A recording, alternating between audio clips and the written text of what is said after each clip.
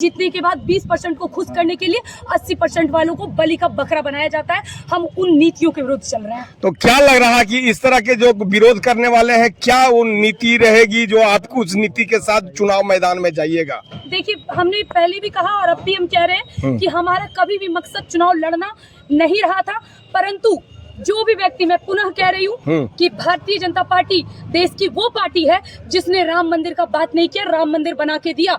हमारे देश के प्रधानमंत्री यशस्वी नरेंद्र मोदी जी, जिन्होंने विश्व में विश्व गुरु बनाने की भारत को यथासंभव प्रयास किया, परंतु मोदी जी के चेहरे पर, योगी जी के चेहरे पर, बीजेपी के टिकट पर, हिंदुओं के वोट पर हम 80% के हक पर बना है भारतीय जनता पार्टी।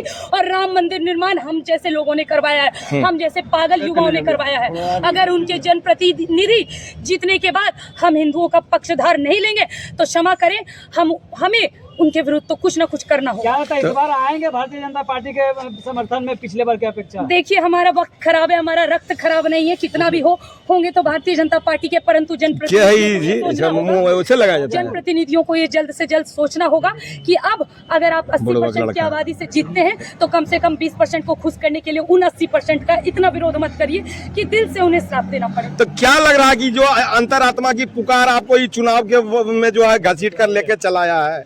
देखिए, हमारे द्वेष भावना किसी से नहीं रहा है, ब्राह्मणों की ना ही कोई जातिवाद रहा है। चातुर्वर्ण्यम मया सृष्टम गुणक्रम विभागसा, परंतु इसी ब्राह्मण के आशीर्वाद ने चंद्रगुप्त मौर्य को कुर्सी पर बैठाया और इसी ब्राह्मण के आशीर्वाद ने घनानंद का पूरा वंश समाप्त किया।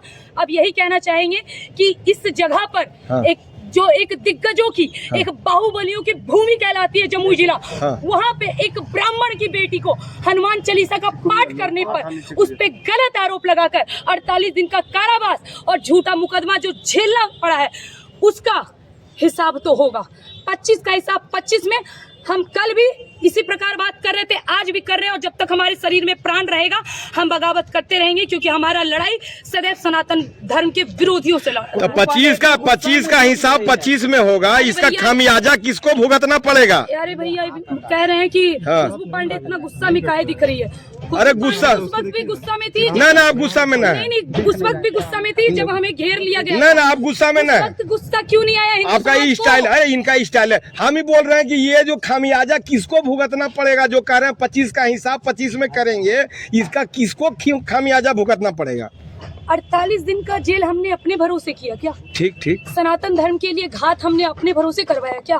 हम तो समस्त सनातन धर्म के लिए लड़ रहे हैं ना, हम तो समस्त हिंदू समाज के लिए लड़ रहे हैं। और आपको बता दे, जो भी मेरे छवि को खराब करने की कोशिश कर रहे हैं, दंगाई और ना जाने क्या क्या बनाने की कोशिश कर रहे हैं, आपको बता दे, इस देश में हम हमेशा सदैव APJ अब्दुल कलाम पूजे गए हैं, रसखान पूजे गए हैं, अब्दुल हामिद पूजे गए हैं, कसाब और अफजल गुरु न पूजे गए थे, न पूजे जाएंगे। इसीलिए हम वैसे मुसलमान के विरुद्ध हैं।